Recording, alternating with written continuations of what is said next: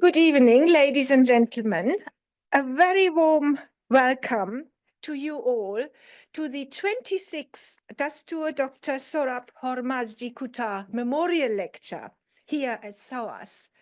As some of you will be aware, the Kutar Memorial Lecture Series is an annual lecture, and it was set up in the late 1990s by the late Dr. Shirin Banu Kutar, through the good offices of the late Shapur Captain and the World Zoroastrian Organization. Shirin Banu endowed it in memory of her husband, Dasturji Kutar, who served as the high priest of the Zoroastrians of Europe from 1965 until his death on the 20th of April, 1984. Since 1998, we have been holding this lecture series here at SOAS in his memory, at the time around his death anniversary. And I'm delighted that you are here with us tonight for this event. Before I introduce our speaker to you tonight, I would like us all to remember Mrs. Perrin Perry Hughes, the daughter of Dasturji Sohrabji Hormazji Kutar and Dr. Shirin Banu Kutar. In the past few years, Perrin represented her family at these lectures, but sadly, she passed away in the UK on the 15th of November 2024, Martyr Roj Ardi Behesht. We shall always remember her fondly, and we miss her. We are extremely grateful to the trustees of WZO for continuing their collaboration with us here at SOAS. I'm also absolutely delighted to see so many of you present here tonight, and thank you all for coming to what promises to be a very exciting event.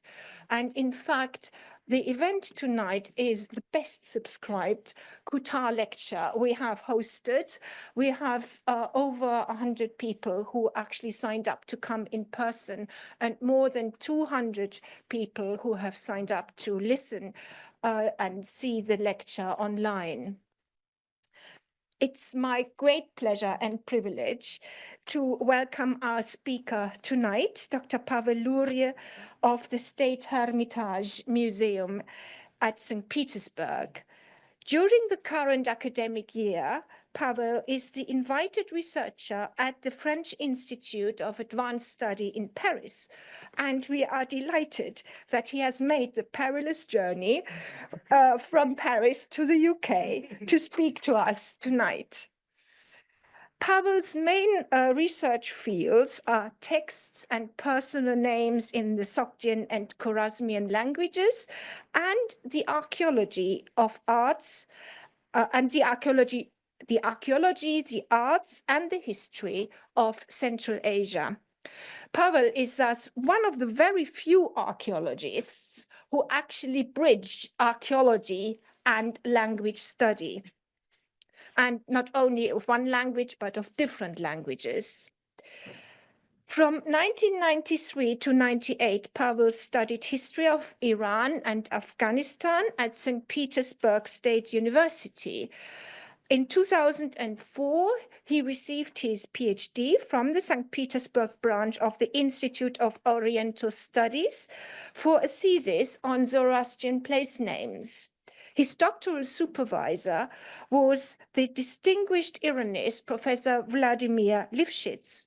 Pavel was then awarded a 5-year postdoctoral fellowship of the Austrian Academy of Sciences at Vienna and at the Institute of Iranian Studies there. And that he held this from 2004 to 2009.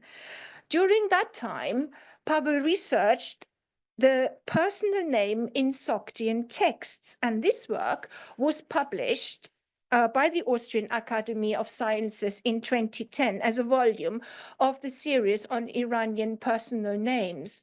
And this is one of our fundamental works on Iranian personal names, and of course the only work of its kind on Sogdian personal names. After his time in Vienna, Pavel took up a position as a research fellow and curator at the State Hermitage Museum, where he has worked since 2009.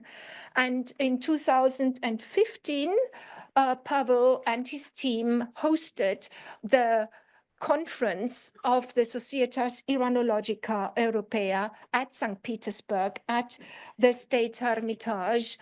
And those of you who with great help of yours from your side. Oh, well, those of you who were there will remember what a wonderful week that was, with all of us having free passes to enter the State Hermitage through the back door.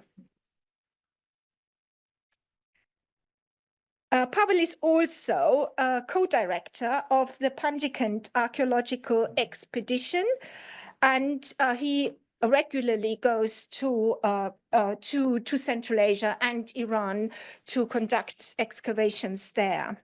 He's also co-author and co-editor of the materials of the Panjikand archaeological expedition. And since 2020 has been co-directing the Central Asian archaeological expedition, which is a project within the Hermitage Museum. In his current position as a research fellow at the Paris Institute for Advanced Study, Pavel works on a project on the mountain and lowland communities in Central Asia, the case of Upper and Lower Sarafshan Valley from late antiquity to the early modernity. But tonight, Pavel is going to share with us some of the insights he has gained from working on Sogdian and on other texts from Central Asia. Pavel, I invite you to give the 26th Kutar Memorial Lecture on Sogdian fire worship between Zoroastrianism and Buddhism.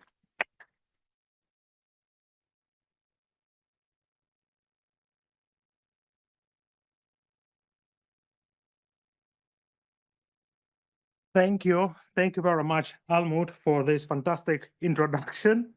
Yeah, well, and first of all, I wish to thank all of you, SOAS, Shapurji Pallonji Institute of Zoroastrian Studies, and of course, Kutar Memorial Lecture organizers, and in particular, my dear friend and colleague for many years, Almut Hinzer, for making possible this event.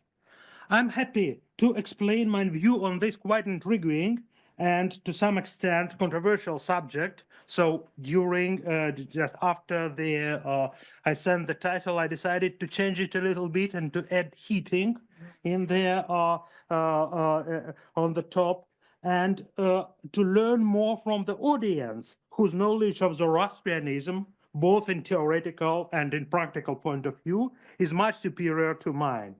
In the beginning, I would like to explain the reasons why I got interested in this subject.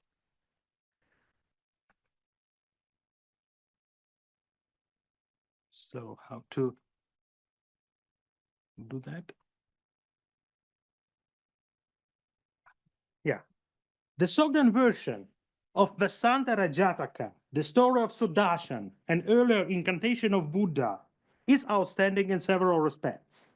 Being the longest surviving text in East Iranian Sogdian language, being not a verbatim translation from another language, unlike majority of other texts, being an entertaining story full of compassion, and being well studied and well understood, written in a very clear hand, even artistic hand, it became the first Sogdian text to study for many students, including for myself. I had a chance to read it almost simultaneously in late 90s with two outstanding specialists of Sogdian, Mikhail Nikolaevich Bogolyubov at Oriental Department of Petersburg State University, and privately with my future Dr. Father, Vladimir Aronovich Lifshitz. Sogdian language of these two prominent scholars was somewhat different from one another. They perceived it differently. But the story of Sudarshan, the prince who gave everything he had, including his wife and his children, as gifts, was the same. In the very beginning, the lines 11, 14 of the first folio, the king Shivi, Sudarshan's father, it is his depiction of him from Dunhuang, having learned that his wife was pregnant, washed himself with aromatic water, put on new garments, took a golden incense burner in his hand, ascended a tower, made divine sandalwood incense, and prayed to the gods in 4 directions, so that a son should be in his wife's belly. What was that incense burner, Vuzvarn in Sogdian? How did it look like, and how did it find its way into the Buddhist Sogdian text? This is the first point. The second point, it was in 2013 when I first met my future friend and now co-author, Mr. Kersey Shroff, the head of Zoroastrian community of Washington, D.C. I guided him and other volunteers through the archaeological sites in Tajikistan. At one point, a high school student who worked at our excavations asked me what was the religion of the new guest.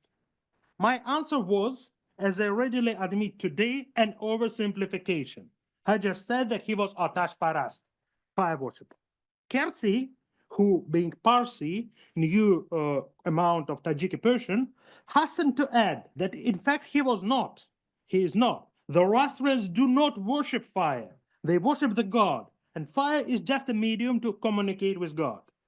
His words made me quite confident that two concepts, Zoroastrianism on one side and fire worship on the other, are two separate entities.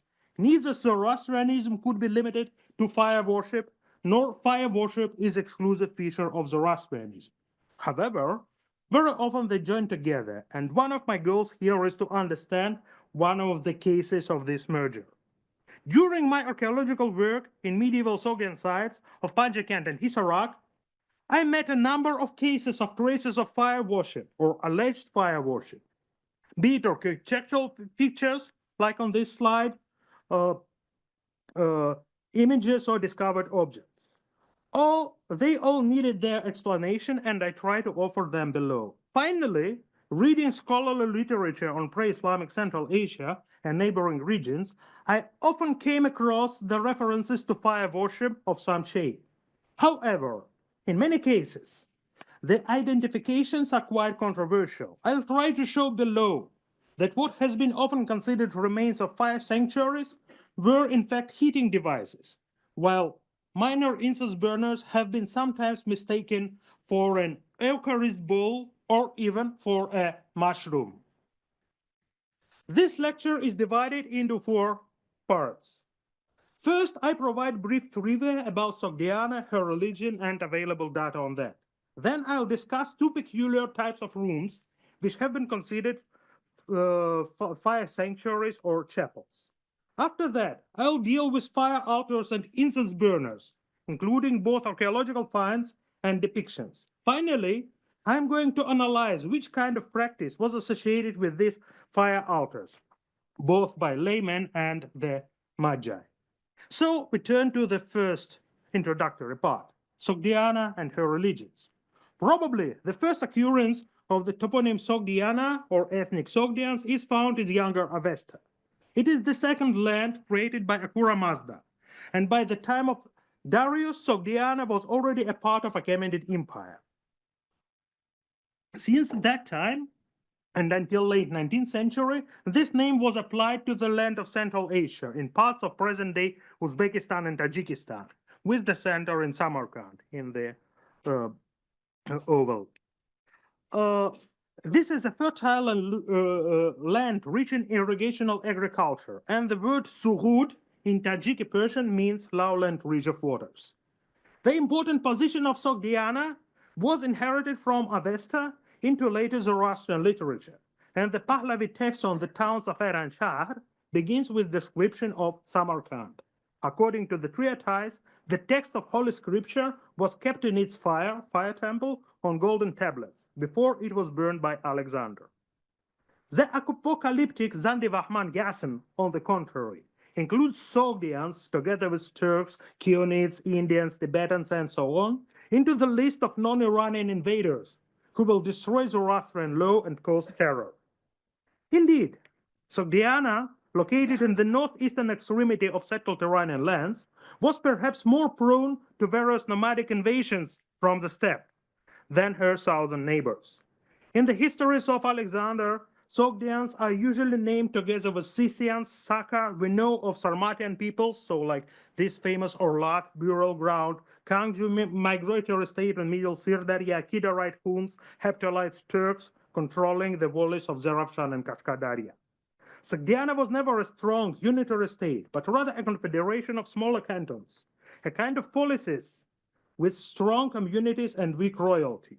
And in the case of Paikent, in Western Sogdiana, it was even a republic. And they preferred to broker their privileged position with stronger powers from outside.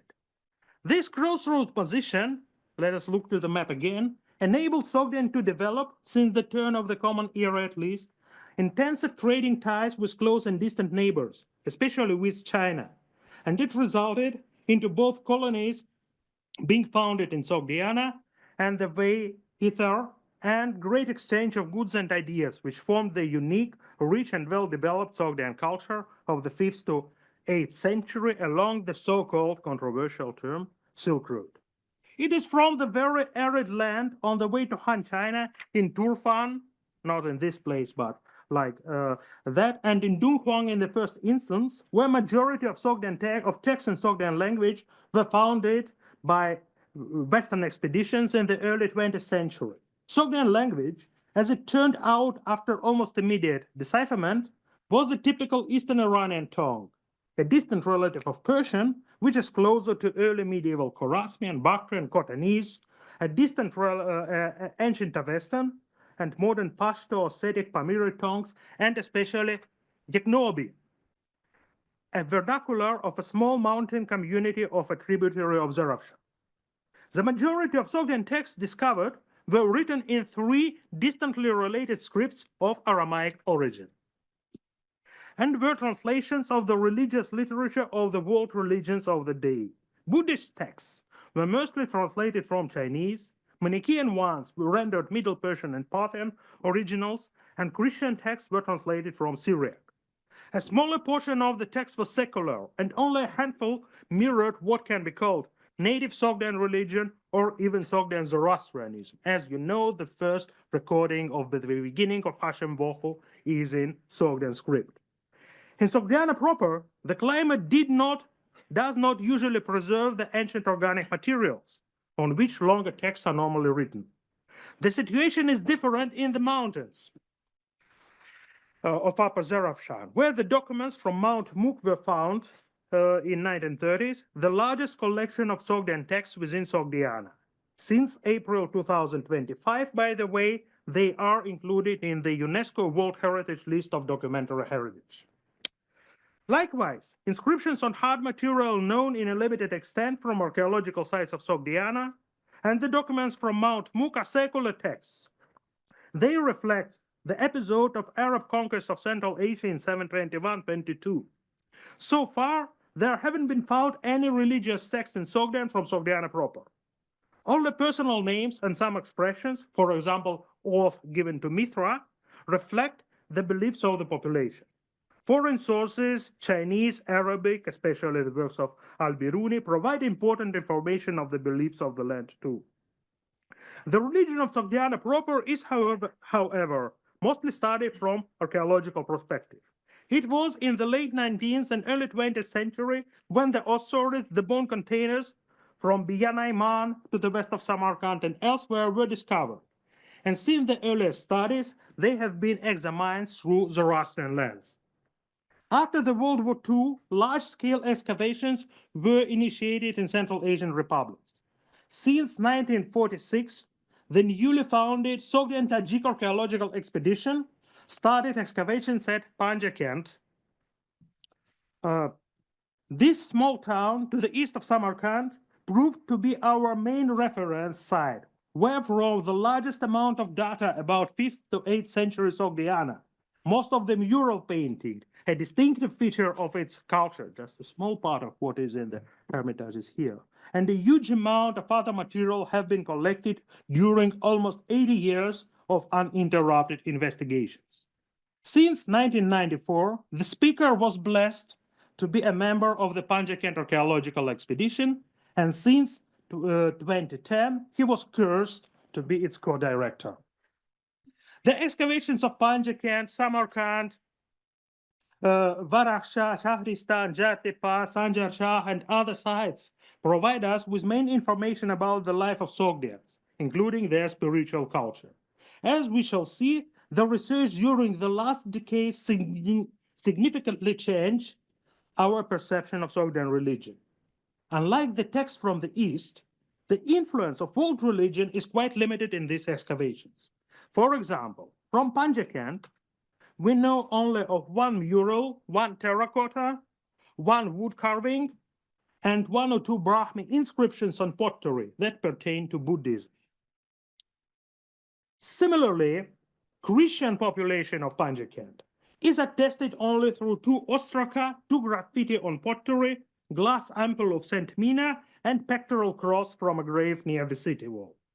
The presence or absence of Manichaean community, as well as Jewish one, remains a mystery, while the Muslim traits, inscriptions, or traces of iconoclasm are relatively numerous, especially in the latest stratum of the city. Now we turn to the rooms with fire.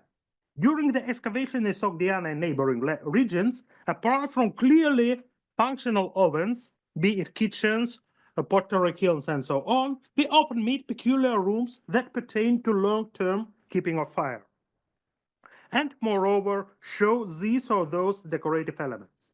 These rooms, often called chapels, can be divided into two types: the square rooms with central podium for fire, and oblong ones with fire niche attached to a wall. The latter has been a subject of several studies, including one by myself, and we start with them. The rooms of the second type have a very uniform planning. They are oblong, usually small chambers with wooden ceiling. The entrance of these rooms is equipped with the so-called tambour wall, like here. After the main entrance, which had a door frame, one had to pass through a narrow short corridor before entering the main space.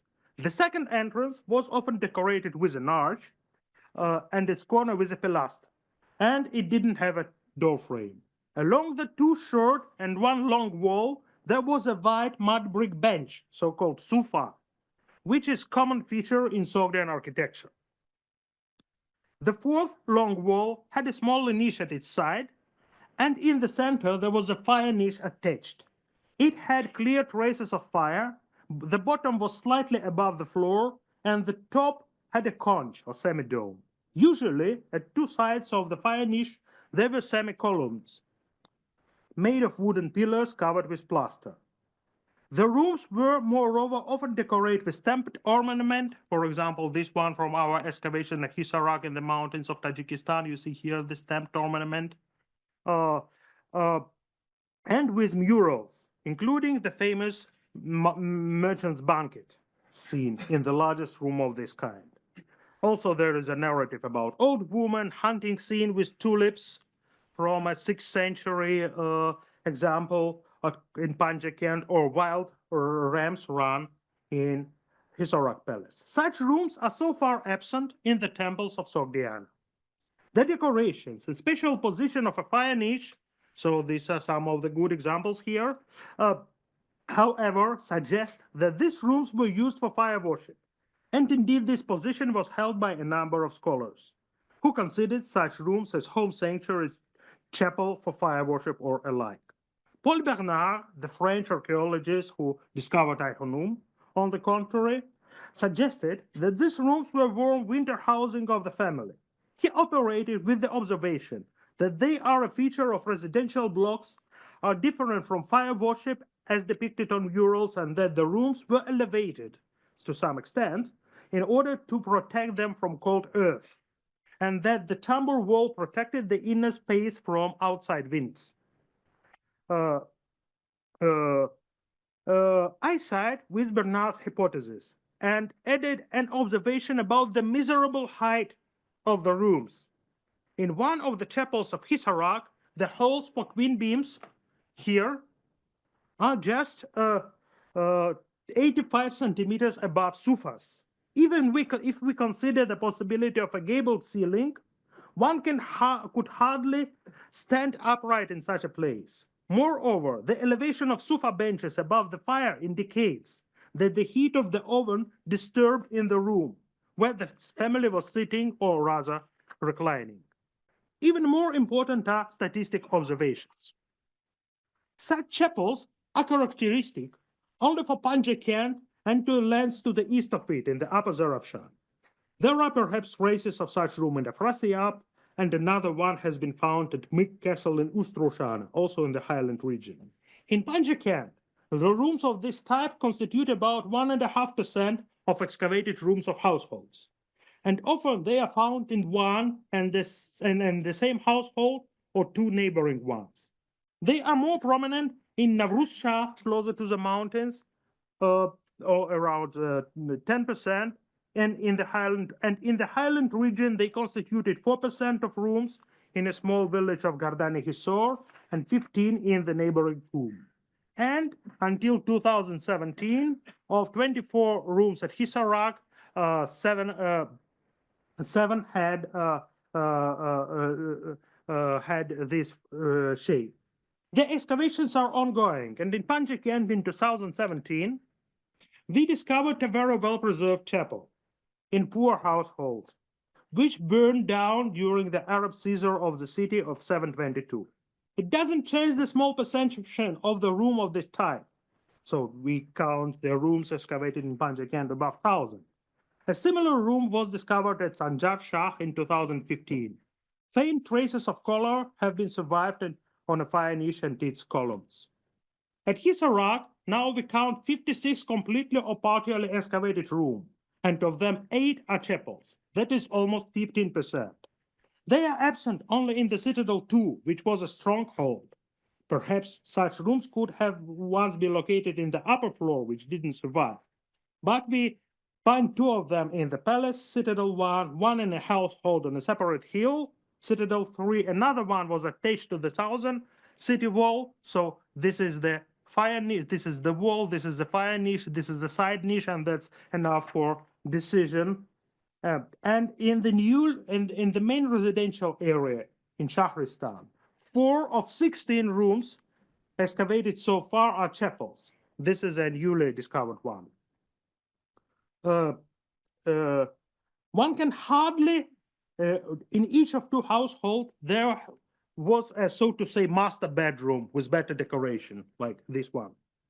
One can hardly believe that a household comprised of 1 kitchen, 2 yards, 4 storage facilities, 2 corridors, and 3 rooms for prayer. Not very likely. Of course, there was a residence, quite absorbed for the cold climate of the upper Zoroastrian Valley.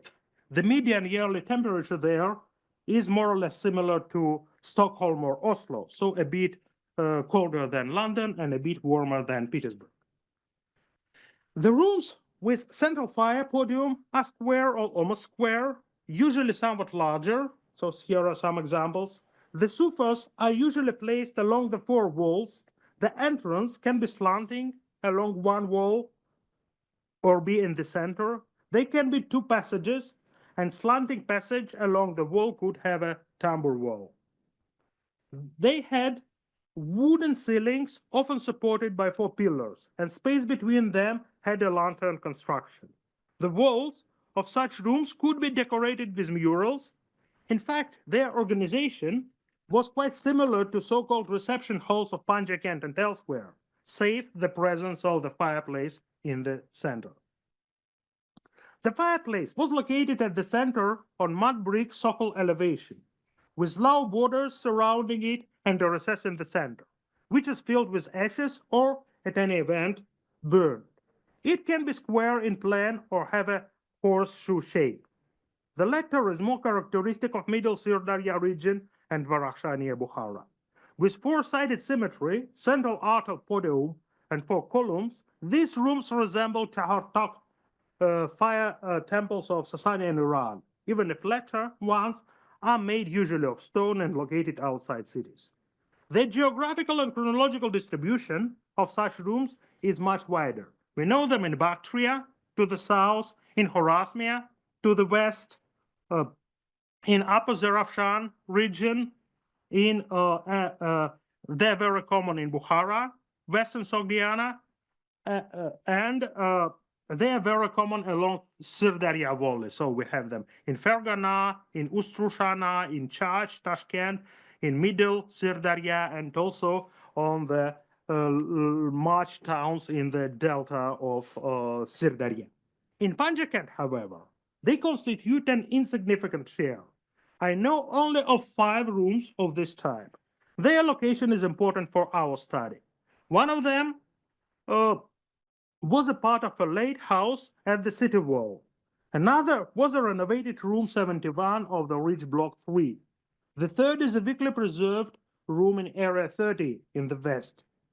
The fourth is room 1 of the Palace of Panjakent, and the fifth is room 19 of the Temple 1.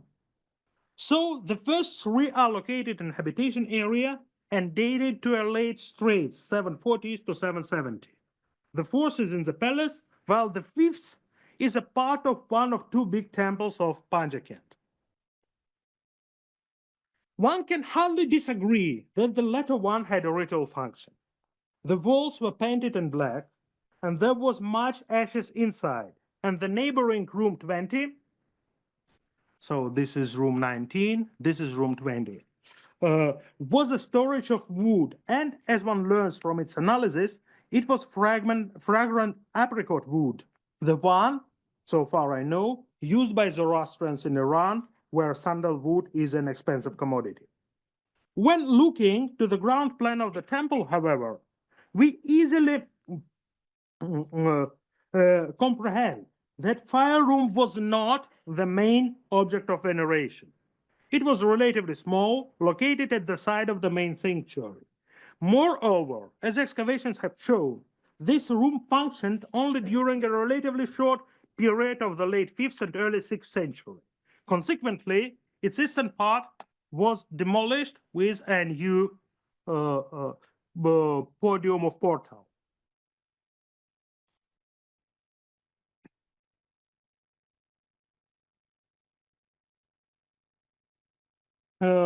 Neither in the fully excavated temple 2 here, so the room was here, temple 2, nor partially excavated smaller temple 3, nor other Sogdian temples with yard and portico, like Jartipa, Kafirkala, and Yarkurgan, we find similar rooms. In fact, we have them at Kuhi Hadja and Oxus temple, but it is outside Sogdiana.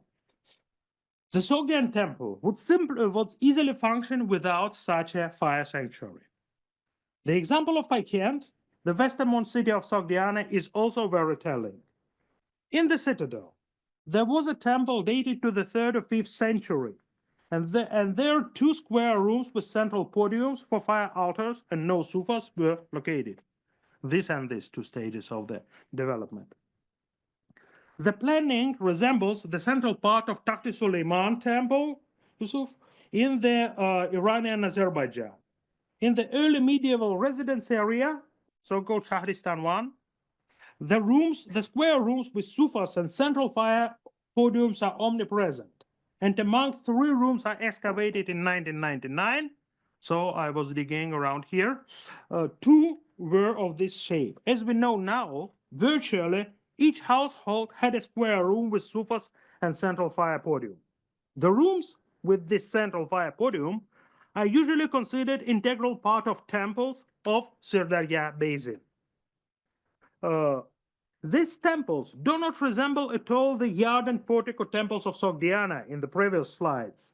So one can be cautious on this matter. Some of them were clearly castles, like this one. However, despite the extensive archaeological investigation, none of typical Sogdian central yard temples have been ever discovered on Sirdarya. It seems possible that population there preserved their ancestors' religious architecture and withstood the influence of Sogdian colonizers. Altogether, one can summarize the above discussion as following. The chapels with niche fireplaces are never a part of religious structures, and they are winter residences. The chapels with central podium sometimes are, but more commonly they are residence or reception rooms. More, however, one has to examine context carefully before hasty conclusions. Now we go to the next part, which is devoted to incense burners and fire altars.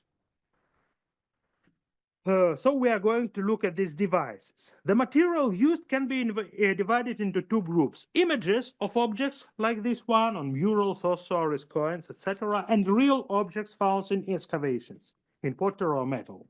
They can be divided also into other parts: the permanent fire altars and transportable incense burners. And the first group is smaller, and we start from it. There is a number of images of apparently stone pillar altars with stepped podium and stepped top, as they are mainly attested on funerary monuments. One is in the central arch of the ossuary from Mulakurgan in central Sogdiana, and another rather similar one is on the ossuary from Krasnaya Rechka in the Chu Valley, present-day Kyrgyzstan. In both cases, the altar has a stepped foot, stepped top, and large fire above.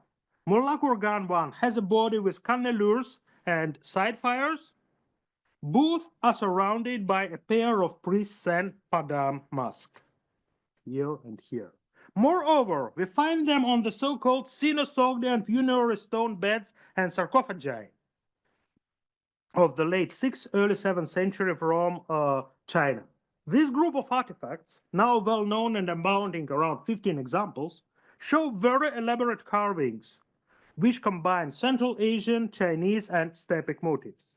Several of them have been discovered in the documented excavations, the others have been looted. They show scenes of hunts, banquets, funeral rites, post-mortem journey, etc. Some have epitaphs in Chinese or bilingual in Chinese and Sogdian.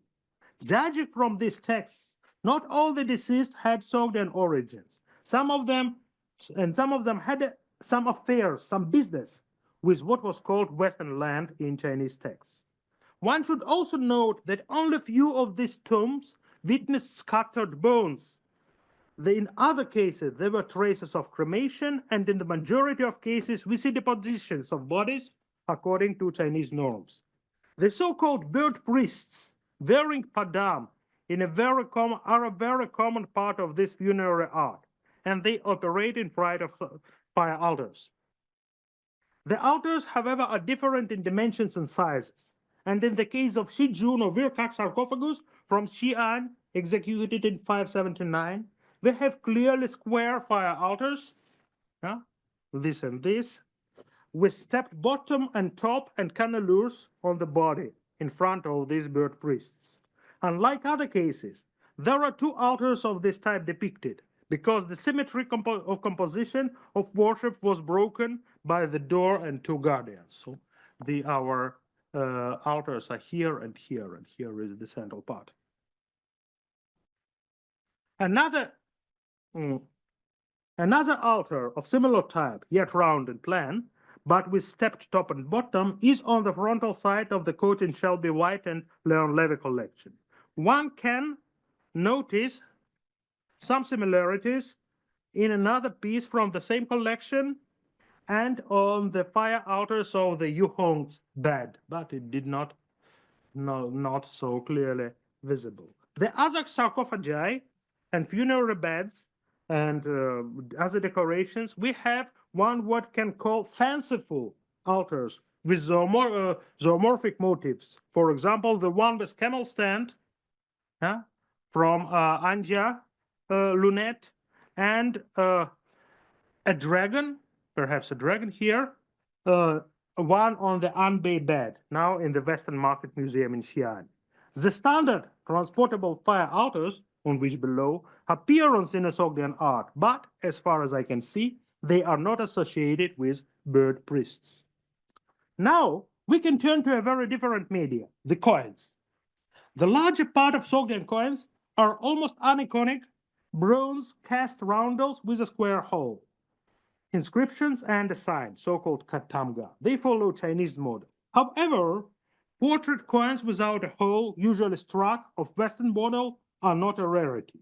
We see a fire altar with stepped podium, two attendants, and a face atop in the so-called Bukhar Khuda drachms. This one. A fire altar with two flames, white podium and bottom, is on the reverse of coins of Mavak, the first copper issue of Bukhara of the 5th century. Anonymous coins of Bukhara, dated to the second half of the 7th century, have an altar with similar flames, stepped bottom and top and narrow body. These unepigraphic camel coins from Bukhara have fire altar of 3 varieties, 2 stepped ones and an hourglass one. The reverse of double portrait coins from Samarkand region, perhaps Zamin on the border of Ostrushana, have a peculiar sign which has been explained as a very simplified fire altar as well. The Bukhar Khuda coins are, as we know, imitations of Sasanian were around the 5th issues of Marv. And the fire altar with the face comes from this prototype. The replica of Sasanian fire altar on Mavak's coins is also widely accepted.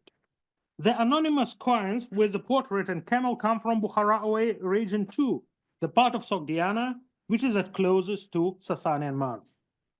The reverse of double portrait coins is once again very stilized. Maybe it's a tamga. So we can be confident that on coins the fire altar is borrowing from Iran. In the monumental art of Sogdiana, however, fire altars of this type are quite weakly and fragmentarily attested. Part of a big fire altar with a mural on top is found in a fragmentary mural from Panjakan temple, 7th to 8th century. Interestingly, a person approaching it is dressed in a loincloth and holds something in his hand. The big fire altar in the center of recently discovered wonderful wooden carving from Kafirkala, 6th century, has a stepped podium like the previously described ones. Its body, however, is oval shape and the top is a bowl. A small portable fire altar is placed atop of it. As yet, I am not authorized to discuss the mural with priests in Padam discovered in 2022-2024 at the Palace of Sanjar Shah by my friends Michael Shenkar and Sharov Kurbanov, but there are also traces of something like that. Also, different explanations are possible. Finally, let me turn to the only suggested real example of a large altar. It was found in Yerkurgan, the principal city of southern Sogdiana in late antiquity. The city possessed the earliest known Sogdian temple here and survived through 3 centuries with significant renovation and displays the earliest examples of Sogdian wall painting on the column, first of all. On the neighboring hill to the west, some 30 meters away, here,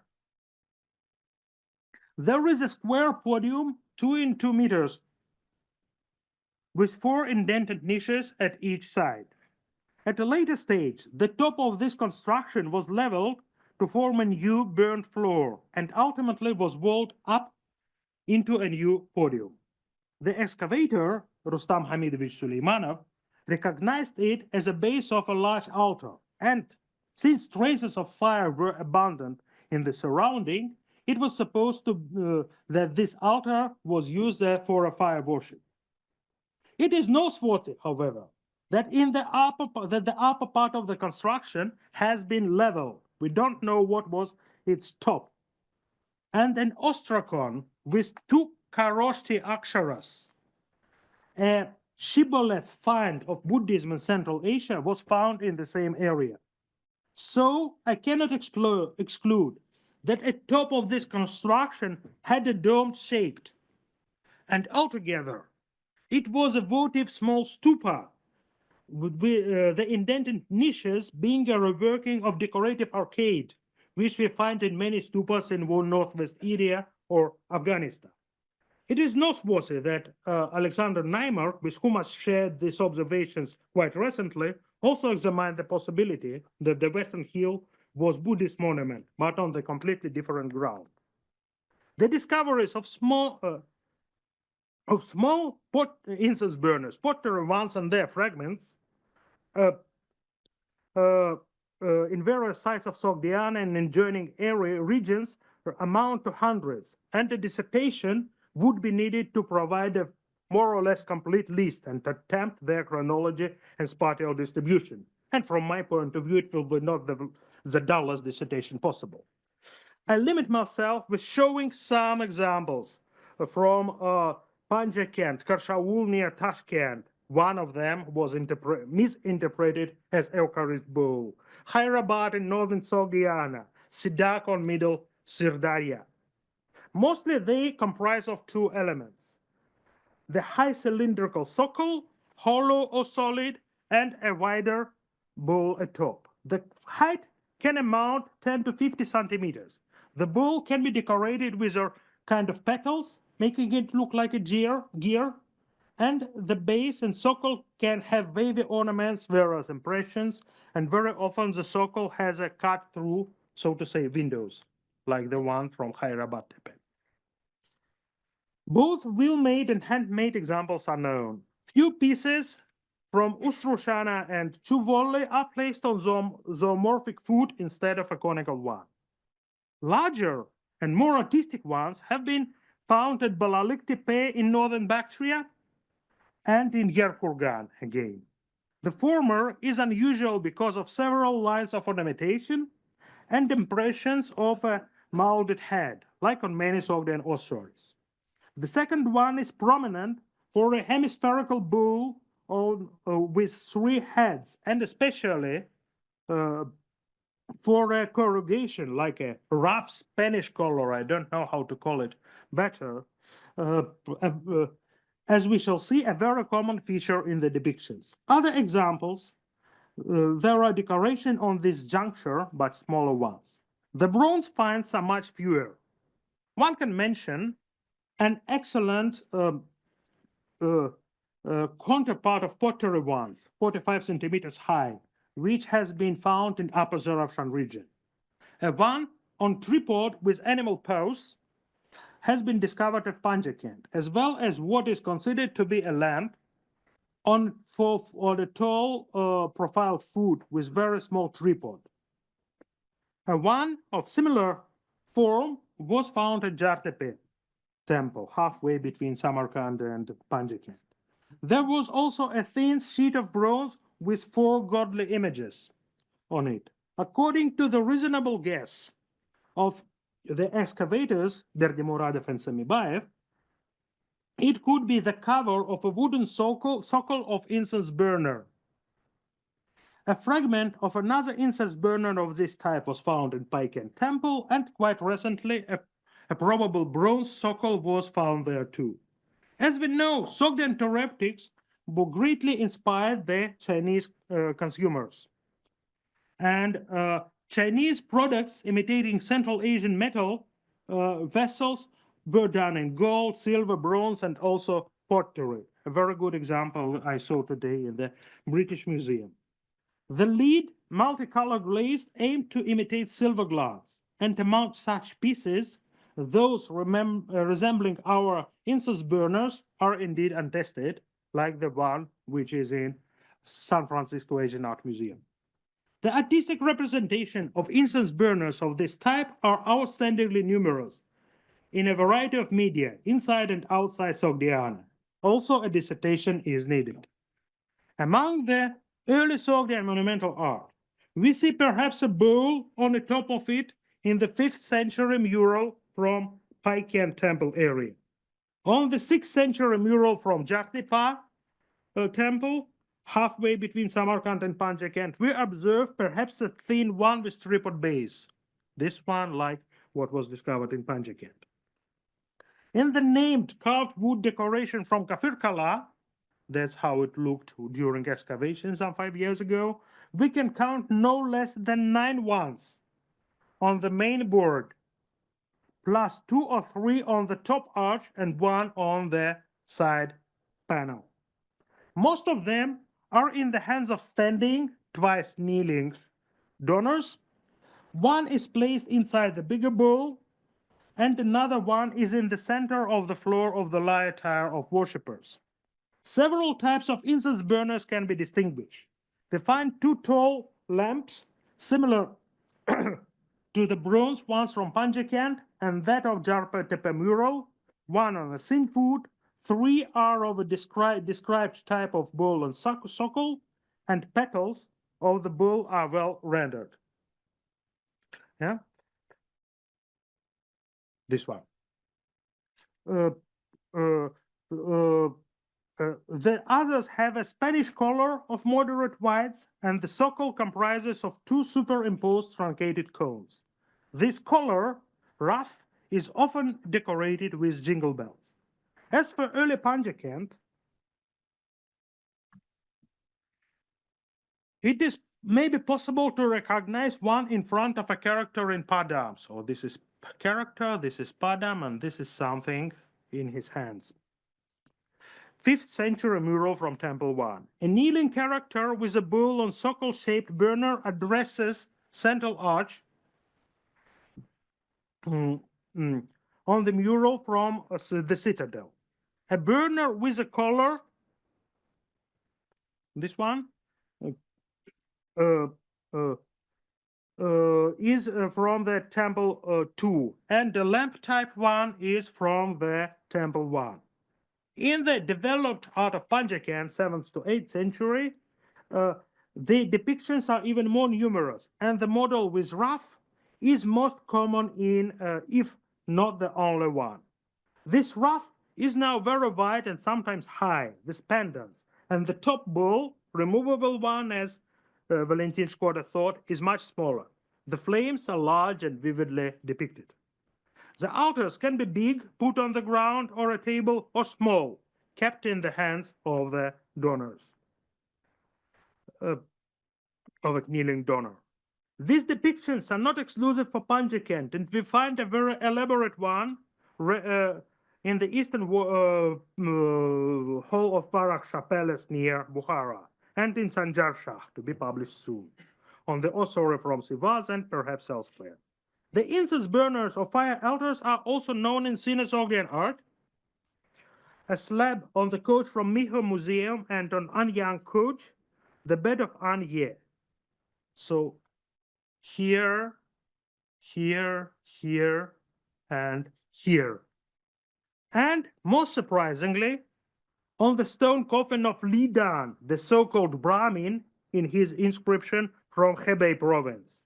A person without known Sogdian type, but it is here, yeah?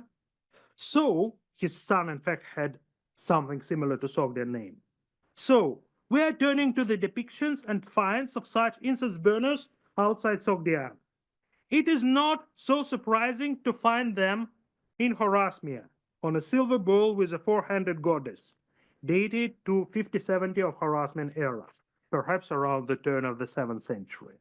The goddess herself seems to be called fire deity in the inscription. A very early one is found on the embroidery, which was found in the Kurgan 31 of Sudzukte, Noinullah Hunik murals in Mongolia, eve of the Common Era. These and other similar embroideries are importations, coming most likely from Bactria. The one which interests us here is a long cave of man and a horse turned to the right towards a stand with fire. Another man in similar dress and hairstyle stands to the right of the stand and looks left. The stand with fire is similar to those of the Great Kushan coins, this one. And the facial features and hairstyle of the person is closest to Heraios or Sanap Proto-Kushan coins and contemporary depiction from Khalchayan in southern Uzbekistan. What he holds in his hands is most similar to a mushroom, indeed, and the excavators took it as such.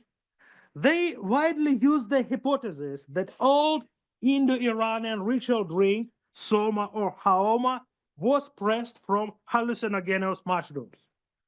However, the depiction of a mushroom is outstanding in too many respects. I don't know other ancient mushrooms.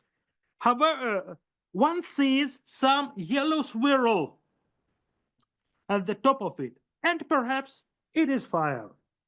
The old observation by many colleagues of and myself, so we rumored it very often but didn't publish, that the object is not a mushroom but a smaller incense burner in the shape of a mushroom, has been recently published by Ms. Diego Loucota. It is not surprising to find an earlier Bactrian origin of this item in Sogdian culture, and we should look farther to the south. Albaum, in his study of incense burners from Balalik Tepe, noticed similar items coming from Gandharan Takshila and even from Mohenjo-Daro of the Bronze Age Indus civilization. One can add the incense burner of the late layers of Barikot in Swat Valley and apparently very many other items. The depictions of such incense burners are also common, especially in the lower register of Gandharan Buddhist sculpture. Here, or here, where a standing one with big fire is usually surrounded by laymen. Their round, not square shape is evident in the relief, and Dr. Tadikonda rightly noticed its difference from Sasanian fire altar. So this is another one from Lahore Museum. This is another one in Hirayama collection. The similar pieces can also be noticed in rock art. A good example comes from Ladakh, and I thank Kent Endeavors for informing me and sending this image, and some other places. We observed the similar incense burner in the later northern Buddhist art as well. The most striking example is one in the right hand of lay female devotee from Kizil Caves near Kutar, now in the Hermitage Museum, where one can see all the details of the device. Here it is. Several others in the hands of Takaran lay males are known from Kizil Caves too. So when I prepared this paper some time ago, I asked the colleagues who work on Kucha if there are any publications about them. They said no, but in February 2025, Ulf Jäger published a paper about these Kucha items with some comparanda, but without Sogdian ones. We see the standing altars of the same type in front of Buddha Amitabha in Sukhavati Paradise mural in one of Dunhuang caves, 7th to 8th century. So here it is, a fire and a stand. We see it in Chinese Buddhist sculpture since 5th century Northern Wei onwards. This one, and maybe this one. The tradition of smaller incense burners of this shape survived until at least 11th century in Uyghur Buddhism of Turfan. This one or this one. As for the West, the counterparts of fire altars of incense burners of this type are quite few. Valentin Shkoda was able to identify two ones depicted in Achaemenid art, this one, or rather different, one rather different in shape and another very simplified. So this one, very simplified. He also mentioned a similar one on the stucco of late Sasanian complex in Bandiyan, in northern Khorasan, which seems to have round foot and square succulent head, like the big fire altar from Bandiyan, which was found. This is a real one discovered there. This is depiction of the apparently big one, and this is a small one in the hand of a devotee. We see from these comparisons that Sasanian style square permanent fire altars have been rarely attested in Sogdiana and only in images. Those of them depicted on coins were borrowed from Sasanian Iran. Could other images be a borrowing as well? Question mark. The round fire altars and incense burners, large and small of different proportions, with or without color, in pottery and metal, are well attested both in images and finds. one can be secure that they were indeed used in Sogdian ceremonies. The similar objects are well attested in Buddhist art of a longer time span, almost during the whole of the first millennium. And being not a specialist in this matter, I still do not know them in Buddhist art to the southwest of Gandhara, Mathura or Pala or etc. Tadikonda thinks that these images came from Indian worship of Agni. We know the large portions of Gandhara are located in what has been called Indo-Iranian frontier. One could think that these altars were a feature of southeastern Iranian peoples. Note the ones on Kushan coins and the embroidery from Noinullah. But the data is not enough. If indeed these incense burners can be traced back to Indo civilization, they predate both Indo-Aryans and Iranians in the region. However, one can notice similar incense burners from Saka, East Iranian speakers, culture of Northern Central Asia. Ultimate origin of symbol shape remains unclear to me, but those with Raf come from Gandhara. And finally, just try to be short about the rituals. So, one can suppose that Vosvarn, a decorated transportable incense burner of the described type, was in the hands of Shivi, Sudashan's father, who, in Vesantara Jataka, came up to the tower and lit sandalwood on the burner and offered homage to the gods of four directions. One should add that the text of Vesantara Jataka, being Buddhist in essence, preserves a number of features of Sogdian native religion. The god Brahma, for example, is rendered as Zurvan there. We do not see depictions of such an altars atop of tower.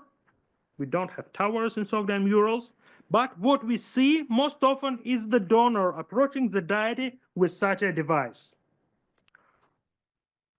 Once, perhaps, it was lit in the open space. And even though Sogdian art came down to us in very fragmentary form, it is often possible to reconstruct the main contours of the composition. We see it in both panel and lunette of Kafir Kala and as a common offering to Nanaya. The same is perhaps for the mural of room 5, temple 1, and on the portico. And so in Jaktepe, this is the another offering. In the later art, we see very often the fire on the stand lit in front of a god or gods. The best case of worshippers to the left of blue skin, semi-naked god at Panjakan. The deity in the center is Sogdian Mahakar, the rendering Shivait Mahakala, as I'm going to show elsewhere. The mural from this fire altar from Varaksha takes place to the left of the giant image of God on winged camel throne. So this and this are parts of the throne. The pater familias with individual characters in front of the fire altar in 2512 is in fact a side element of manifold composition of deities. So this one is this one, yeah.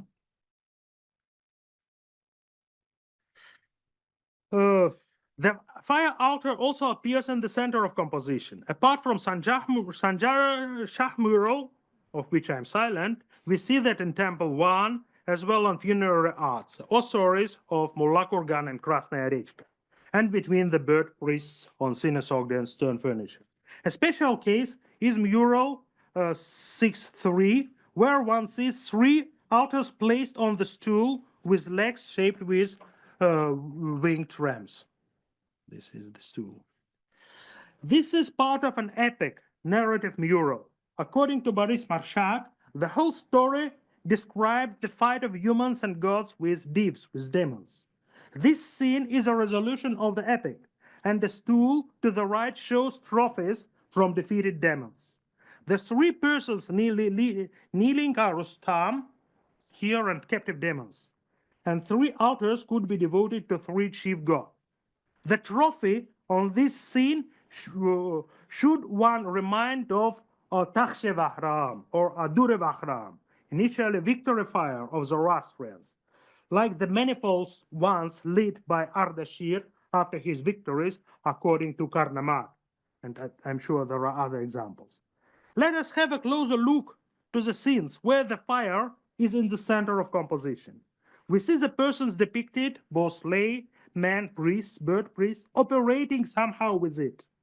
They put some aromatic substance from cups in their hands, and the bird priests with padam usually have tongs and also trays or tablets, very often filled with some jugs. In this respect, let me analyze a fragmented mural discovered recently by our team at Hisarak Palace. So it was found here in this room in the entrance, so in the tambour wall. On one side of this tambour wall, we see a tree and the legs of a person in loincloth. On the other side, which can recognize something else, so which is a person, this is a tray with X-shaped legs. The legs like these made in wood have been found in our excavations, and a cup of typically Sogdian shape atop of it. There are two tongs, probably which ended in the hand of the person in white dress. There is another picture and another person who has a kind of saucer in his hand. So all these things, this element, the trays, the bowls, and so on, remind us of the worship of fire, which we see on the ossuaries, and in the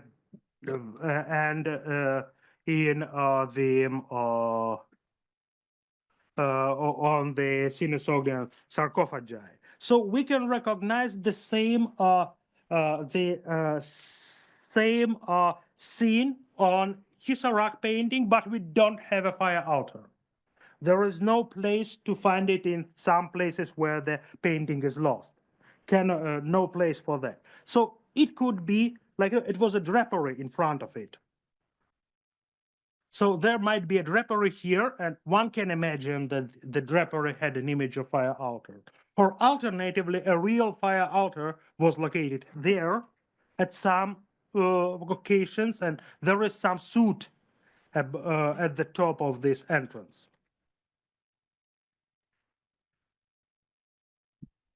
I cannot say whether the image on the northern wall is related here or not. So, but we know that a person in nothing but loincloth is in front of the fire altar in Panjakent, and in one of the Sogdian sarcophagi, the bird priest is in loincloth, and of course in Padam. In general, these operations are operations of feeding of fire and sacrificing some liquids in the many bowls. And indeed, this has much common in Zoroastrian practice now. Tongs, ladles, trays, whereas saucers and big water containers are a part of ceremonies. And feeding the fire and purification of water and food is a very important part of the rituals, be it is yasna, as we can see from the videos of Muya project, Afrinagan, Yashin, and many people here can add more examples. Summing up what has been said above, it has been noticed that Sogdians, for depicting their gods, picked up Indian iconography. It remains open to doubts whether these borrowings have had their source in Hindu art, Buddhist art, or the both. Sogdian merchants surely traded both at the gates of Buddhist vihara and at the gates of Hindu mandirs. Similarly, the shape of incense burners was most likely borrowed from Gandharan and Serindian Buddhist art. Likewise, a significant portion of Sogdian gods in Indian garb derived from Zoroastrian gazetas, just depicted in that way. The important element of the fire rituals preserves the elements which we know in Zoroastrianism until today. Yet, Sogdian society was not a zealot one. Descriptions of the Chinese sources, the depictions, murals indicate that Sogdian society were more fond of earthly pleasures, be it hunting, travels, marvels, storytelling, dances, music, practical wisdom, profit seeking, banqueting, wine drinking, what is waiting for us outside, and so on. So we should not ascribe religious significance to each and every element of their culture, including operations with fire. Thank you very much for your attention.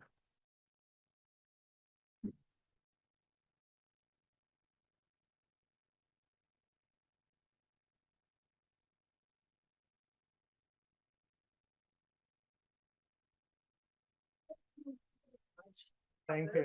Thank you. For presentation. Thank you very much. The floor is open for questions. Use the mics, please. Microphones, please. You, You answer the questions. okay. You need to speak at the mic. So the floor is open for questions. Please ask questions, comments. Feel free to speak. We have one question online so far, which has the role of magic mushrooms been downplayed in human history or as it relates to your work? so the question is, has the role of magic mushrooms been downplayed in the interpretation of the art which we have just seen? Okay. Surely it was. So we should, well, actually, we should return to the research history and to the intellectual climate of Soviet Union during perestroika and early independence period, when you know, after the atheistic Soviet regime, all the kinds of the spiritual knowledge were greatly appreciated by the people. And so the Russian translation of Mary Boy's Zoroastrians was in published in a very large number, yes, and so in the on the shelves of many people, it was just next to the Russian translations of Castaneda's teaching of Don Juan. So the understanding of hallucinating mushrooms. So the scholars themselves are in Siberia. These mushrooms are everywhere. Yeah, and yeah, the ideas of Zoroastrian, they were quite common. So they were in the same, you know, in the same shelf of mind of many people, I would say. Thank you very much. Any other question, comment? Yes, please. First here and then Ruzi.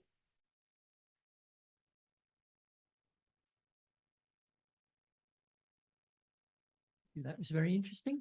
You can't help wondering if the researchers had perhaps been eating the magic mushrooms rather than them actually seeing them on envelopes. Thank you. And then the mic can go right here in front of you to Ruzi. Thank you. You're talking about excavations. Yes. Does it make me understand that these aspects of your archaeology was underground, or is it actually been covered up or literally getting buried that you got to excavate? I'm talking about the level at which what you're showing is depicted. Was it at land level, or you know, like most of the things, like Persepolis, you know, it's at the Naqshar or some. It looks at but they were at a great height, but the land has itself risen. What about Sogdian area? Were there excavations? What level of the excavations were there? Thank you. Thank you. So, and for Sogdian archaeology, we have to take in mind that most of the buildings were made of mud bricks and rammed earth, called pahsa or chine in Iran. And so this is a rather fragile material. So with any kind of rain, with any kind of water, the layers are washed out from that, so it's just a clay, yes, and it covers the surface. And so with the course of centuries, these once structures became just a very amorphous hills today, which we excavate. Sometimes they are preserved better, sometimes they are worse. These murals, they can be found sometimes on the floor, on the walls itself, or sometimes having fallen down within the debris. And of course, it's a very large work of conservators, restorers to remove them and to prepare them to be studied and exhibited. Regarding the size, what I have shown you is mostly the art which comes from the palazzos of rich city folk, of rich bourgeois. So they were not so big. So the registers of the murals are about 1 meter. The bottom of the painting is just maybe half a meter above Sufa, maybe bigger, maybe smaller. They are usually the figures, with some exceptions, without images of gods, are much smaller than the human size. Did I see the Sogdian handwritten on the screen? Did you have that one? The language of Sogdian language. Yes. Was it handwritten in the script over here, manuscript? Did I see that one? Yes, I showed several. Yeah. Can you compare that one with the Hashem Wahu prayers that were discovered by Sims Williams? Yeah. Was that the type of the script that it was there? And was it how was it discovered suddenly? And also, can you give some sort of a date line in terms of when it was? The language? Yes. Huh? Yeah, so it is written in Sogdian script. Sogdian script is a derivation of Aramaic script, like Middle Persian, for example, but it's a separate script, which is very much cursive, so the letters join one another like in Arabic script, for example. These texts, most of the texts are written in that script. Sometimes it's quite clear, sometimes it's very difficult to discern. What concerns the beginning of Hashem Wahu prayer? So happily, the handwriting is relatively good. Initially, it was understood as a kind of abracadabra. So there were no real Sogdian words found there. And it was the very brilliant and outstanding revolutionary mind of Gershevich, who was brave enough to say, look, this is a transcription of Hashem Wahu, of mostly consonants of Hashem Wahu in Sogdian. And then Nicholas Sims Williams, with his very clear and best organized mind possible, was able to prove that. It dates perhaps to the 8th century, but it's difficult to say more exactly. Merci beaucoup. Yeah, Silvo. it's the oldest Zoroastrian written document. And actually, it's interesting to see here Avestan being written down. And also it shows a few dialectal influences of the Sogdian language, which is just in agreement what we find in the manuscripts, where they write how they pronounce the Avestan words.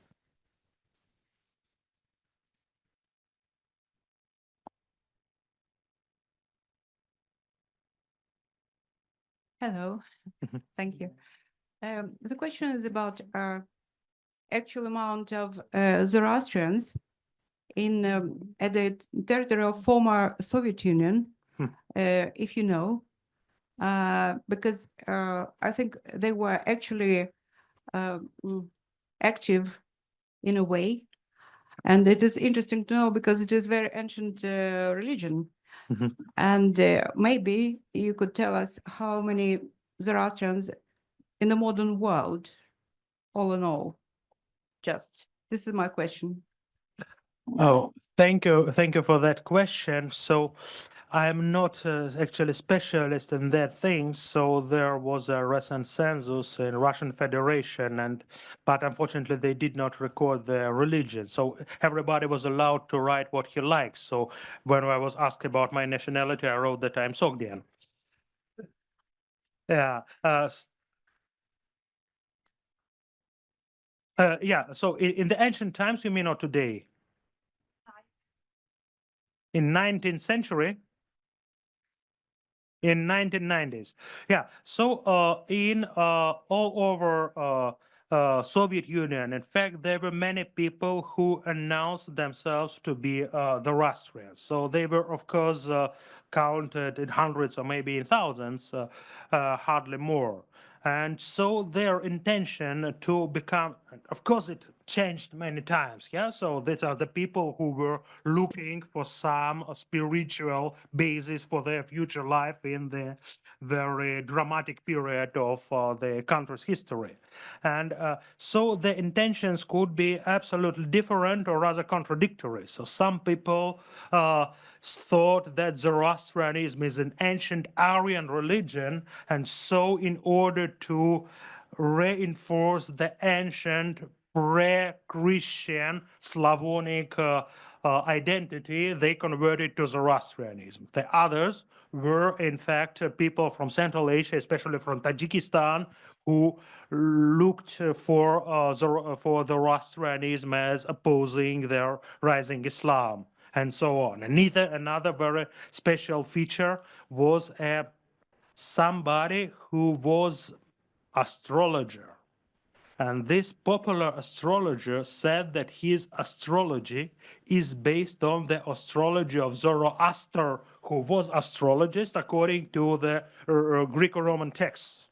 And so he announced himself Zoroastrian, and the followers of this astrologer also announced themselves Zoroastrians and produced actually a not so bad parts of translation of Western Russian. So it's a different and very big subject, yeah. So, and I'm a bit cautious to say that because many people would feel offended. Thank you, Vesta. Thank you very much for a fascinating talk. Yeah. Is that on? Yeah, it's on. You talked about portable incense burners. Yeah. Which made me think all of a sudden that when you look to the early Sasanian representations of fire altars on coins of Ardashir I, right? Yeah. They are combined with a platform throne, a fire altar, and you had actually an image there. And then at the sides, there are these two mushroom type supports. No, I don't think it's here. On some of the coins, they're really bulbous. Yeah, at the bottom, Is it possible that as these coins show two types of objects, the throne and the fire altar, they actually also refer to a third one, a transportable incense burner? It suddenly made me think. Yeah, this is, in fact, this possibility has been examined by scholars, but the point is, so I think you are speaking about number 7 here. Yes. Yeah, so it is quite strange to have a fire altar without fire, but under the power of furniture. Yeah, so maybe it was a kind of decoration of furniture, these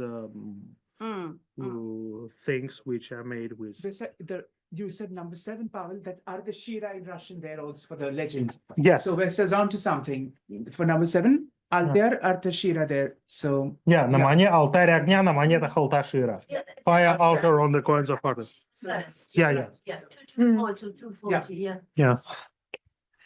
There is Sarah. Yes. I just thought while it's here, I might add a question. Really, and thank you very much for a wonderful talk. Right. It's lovely to see Penji Kent again. Yeah, you use the term sometimes fire altar and incense burner quite interchangeably. And I wonder whether you imagined that the very different type of rituals that went with a permanent fire altar, for example, which could hold an ever-burning fire, and an incense burner, which was, as Vesta was mentioning, is portable. And so that was really my question, that the actual rituals, I don't know whether you have any ideas about that. Well, I'm sure you do. Yeah, thank you very much. So I am aware of this terminological difficulty. Yeah, so what to call fire altar, what to call incense burner, what to call lamp, etc., etc. So I tried to divide them between permanent ones and transportable ones. So, but these ones which seem to be rather lights were more used for lighting the fire and rituals, so that's clear. But yes, in future I have to be more cautious about that. I agree. Now there is Maysam, there is Malcolm, and then, and then there is one here and one there. And then we have also online apparently. So Maysam is the next one.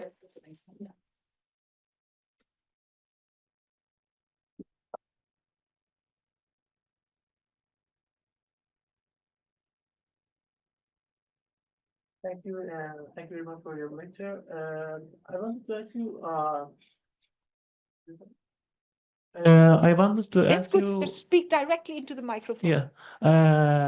If you do classify based on the architectural typology of the fire temples, for example, some of them are structured by 4 arches, and some of them the fire is at the end of the hall, and there are some pillars, and there are some. Do you also classify them as, for example, some of them are Zoroastrian because of the 4 arcs and the wall around it, and some archaeologists believe that when this architecture is applied, that is Zoroastrian, but when there is no such a architecture, this is not that type of Zoroastrian temple. Do you also classify based on this architectural typology the beliefs of their worshippers?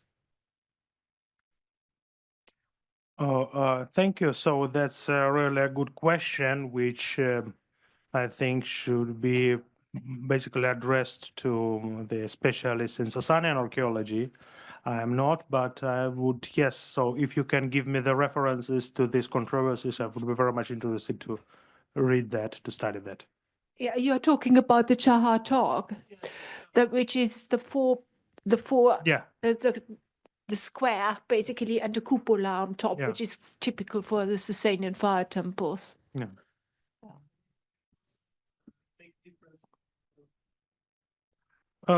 So that's a bit outside my competence to work on, but I would be interested to learn about the more discussion about the Chahar Tags and other types of fire temples. Thank you. Malcolm. First of all, I'd like to thank you, Pavel, for your informative lecture on Sogdiana and demonstrating a very multicultural, multi-faith society in ancient times. Before I ask my question, just to the point of information, the fire altar, I think, shown depicted in the 17. Yeah. Okay. Now, of course, that's a very similar type fire altars today used in the Zoroastrian places of worship. Yes. So it is written that it is a vase for vase for fire of modern Zoroastrian. Yeah. So no, but the point I was making, what I was going to make for is this, that we've got similar type of fire altars, but they're sort of very portable incense burners. I mean, used, not only by the Zoroastrians, but other communities, for instance, on the subcontinent to burn frankincense. Yeah. So again, going from ancient times, I mean, you had a portable incense, but it looked like fire altars, and there were these permanent fixtures. Yeah. But my question is regarding the fragment of the Hashem Vahu prayer in Sogdian. Besides that particular fragment, is there any other literature? I mean, we have seen a lot of archaeological depictions of the Zoroastrian practices, but besides that particular fragment of the Hashem Vahu prayer, are there any other literature still existing which depicts Zoroastrian worship? Or because you mentioned that the environment was such that much of the manuscripts were quite destroyed. So that's my question, is there, are there other literature which depicts Zoroastrian practices of Sogdiana? Yeah, thank you so much, especially for the remarks of the fire worship in Hindu texts. Well, in fact, it's difficult to find any religion where there would be no ritual lighting of fire, of candles, or oil lamps, and so on. As for your second question, so there are several texts in Sogdian which mention Zarathustra. The name of his name is Zoroastrian in Sogdian. So, and it is a big discussion. Are these texts representing the religion of Sogdians themselves, or are these texts Manichaean? So we know that for Manichaeans, Zarathustra was one of the previous prophets. In one case, it seems very likely that the text is not Manichaean, so it belongs either to ancestral Sogdian religion or to some importation from Sasanian Iran. In other cases, it seems more likely to be Manichaean. There are also some religious texts of kind of shamanistic nature in Sogdian, with the rituals to make fire and so on, which have Zoroastrian allusions, but it is would be quite risky to call them Zoroastrian properly. Thank you. Then there is, perhaps you can just pass it down a few lines. I think there was a question here. Yes, if you can just pass it down, possible.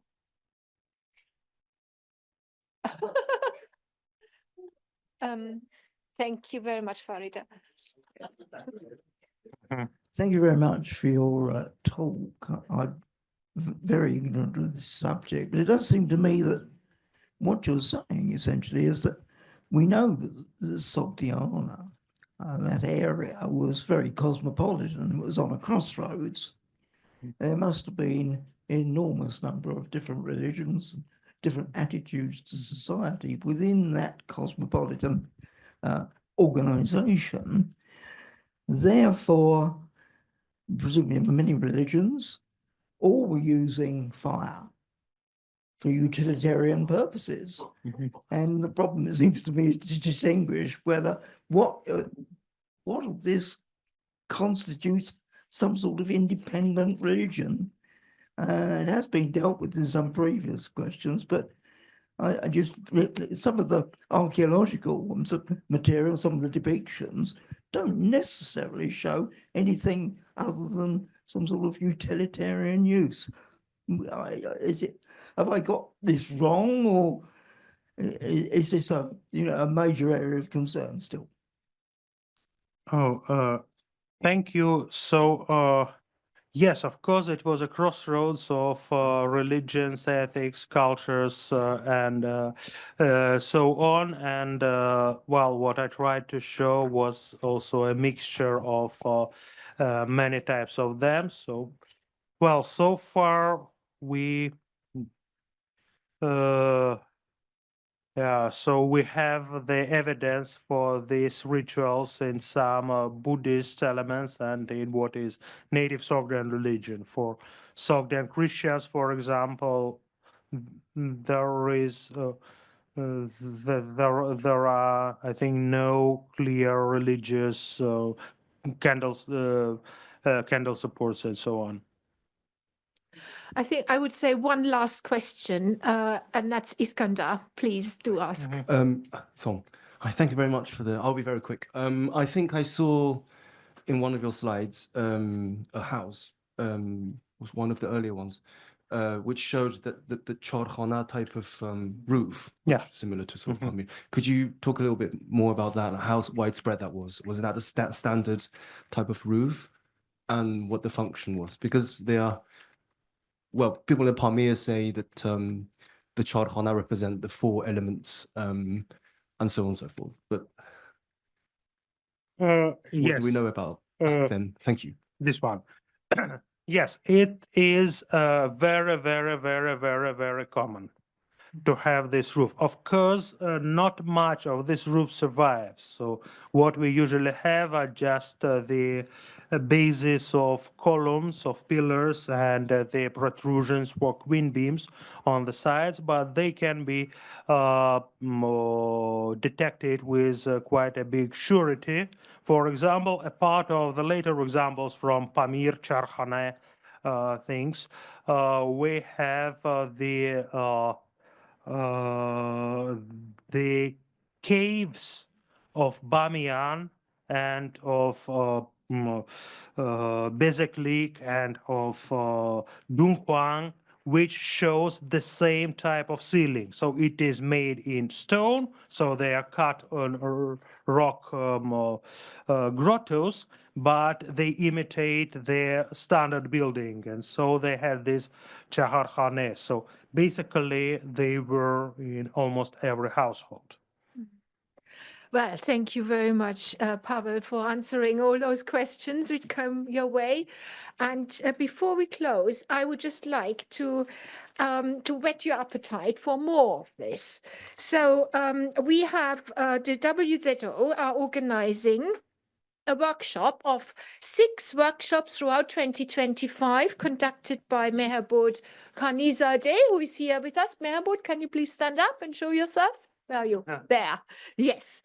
And the first one is on the 25th of May, and I hope many of you have received one of those leaflets where you can see it all in writing. And you need to reserve your seat by sending an email to Shahin Behradnia.